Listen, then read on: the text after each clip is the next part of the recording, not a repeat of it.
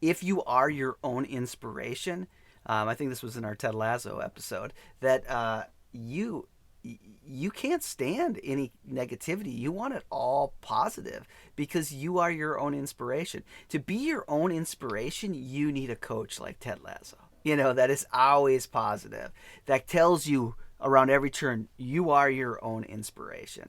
The one thing you don't need is something that, Luther really fundamentally believed, and not even Luther, but Stupitz totally taught Luther, is that the human person is fundamentally stuck. And that the more you turn on the self, the more you demand that the self, through its own works, find a way to make itself well, the more the self has to bear the weight of it being the object of pride and it being its own inspiration, the more it will ultimately fail you. The more that the self cannot bear that weight.